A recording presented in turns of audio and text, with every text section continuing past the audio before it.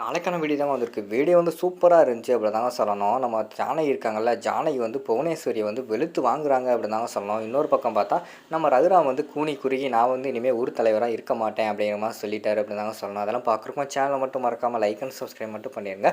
வீட்டில் வந்தவனையுமே வந்து ரகுராம் வந்து பயங்கரமான கோவத்தில் இருக்கிற மாதிரி தான் காட்டுறாங்க. என்னப்பா ஆச்சு என்ன ஆச்சு அப்படிங்கிற மாதிரி கேட்டவனையும், அம்மா நான் வந்து ஒரு முடிவு எடுத்திருக்கேன். இனிமேல் வந்து என்னால் வெளியில் சரியாகவே தலை காட்ட முடியல.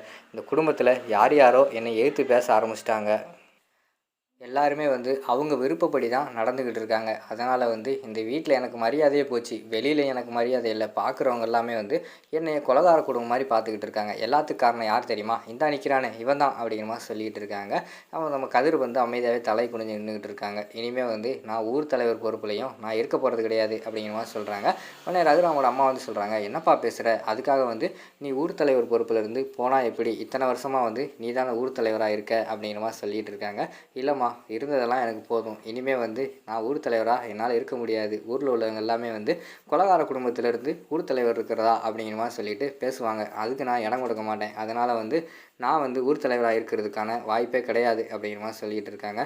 ஏங்க எதுக்குங்க இப்படியெல்லாம் பேசிக்கிட்டு இருக்கீங்க? எங்களாலையா அப்படிங்கிற மாதிரி சொல்லிகிட்டு இருக்காங்க. நீ என்கிட்ட பேசாதன்னு சொல்லிட்டேன்ல, எதுக்கு நீ பேசிக்கிட்டு இருக்க? நான் ஒரு தடவை முடிவு எடுத்துட்டா அவ்வளோதான், தேவையில்லாமல் வந்து என்கிட்ட பேசாத அப்படின்னு சொல்லிட்டு ஜானகி வந்து திட்டுறாங்க.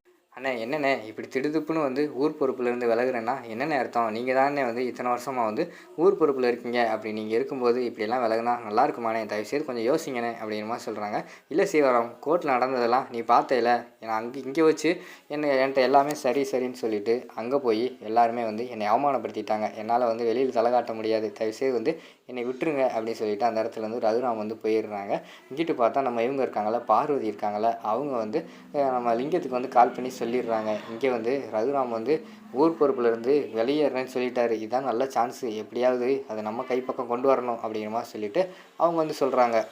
அடுத்த சீனில் பார்த்துக்கிட்டோம்னா விஷயத்தை தெரிஞ்சு ஊரில் உள்ள எல்லா பெரிய மக்கள்லாம் வந்துடுறாங்க. வந்துட்டு ரகுராம்கிட்ட வந்து கேட்குறாங்க, ஐயா காலங்காலமாக வந்து நீங்கள் தானேயா வந்து அங்கே இருந்துக்கிட்டு இருக்கீங்க. அப்படி இருக்கும்போது இதெல்லாம் சரியாக இருக்குமா? நீங்களே இருங்கய்யா, நாங்கள் உங்களை எதுவுமே நினைக்கல அப்படிங்கிற மாதிரி சொல்லிக்கிட்டு இருக்காங்க.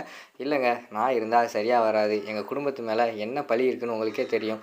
கொலகார பழி எங்கள் குடும்பத்து மேலே இருக்குது. அப்படி இருக்கும்போது நான் வந்து இதெல்லாம் பண்ணால் சரியாக இருக்குமா? அதனால் வந்து விட்டுருங்க, நான் வந்து இந்த விஷயத்தில் வந்து தலையிட மாட்டேன். என்னை விட்டுருங்க, தனியாக விட்டுருங்க அப்படிங்கிற மாதிரி சொல்கிறாங்க. ஐயா நீங்கள் நாளைக்கு தலைவர் பொறுப்பில் இல்லைன்னா அப்புறம் யார் அந்த ஊரை வந்து வழி நடத்துறது அப்படிங்கிற மாதிரி கேட்டவொடனே, அது நாளைக்கு வந்து நீங்களே பேசி முடிவெடுத்துக்கோங்க. உங்களில் யாராவது ஒருத்தர் வந்து அந்த பொறுப்புக்கு வந்துக்கோங்க. என்னை வந்து கட்டாயப்படுத்தாதீங்க. தயவுசெய்து வந்து என்னை வந்து கூப்பிடாதீங்க அப்படிங்கிற மாதிரி சொன்னோடனே, சரிங்க ஐயா அப்படின்னு சொல்லிட்டு ஊரில் உள்ள எல்லாருமே வெளியில் போயிடுறாங்க.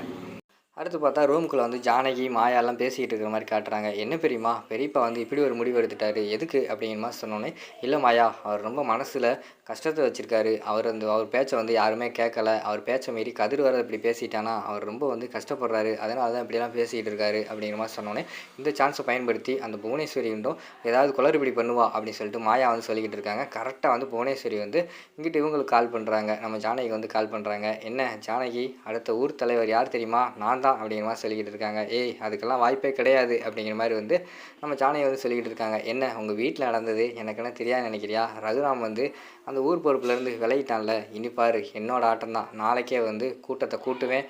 ஊர் தலைவர் பொறுப்புக்கு நான் தான் வருவேன் பாரு அப்படிங்கிற மாதிரி சொல்லிக்கிட்டு இருக்காங்க. ஏய் இங்கே பாரு, அது கண்டிப்பாக நடக்காது. உன்னை ஊர் தலைவராக ஆக்கவே நான் விட மாட்டேன். என்ன நடக்குதுன்னு பாரு, ஊர் தலைவருக்கா நான் தான் வரப்போகிறேன் அப்படிங்கிற மாதிரி சொல்லிட்டு ஜானகி அந்த இடத்துல அதிரடியாக முடிவு எடுக்கிற மாதிரி தான் காட்டிக்கிட்டு இருக்காங்க. ஏய் உன்னை விட மாட்டேன்டி அப்படின்னு சொல்லிட்டு அங்கிட்டு புவனேஸ்வரியும் கத்திக்கிட்டு இருக்கிற மாதிரி காட்டுறாங்க. அதோட பார்த்துக்கிட்டிங்கன்னா அந்த எபிசோடு வந்து முடிச்சிடுறாங்க.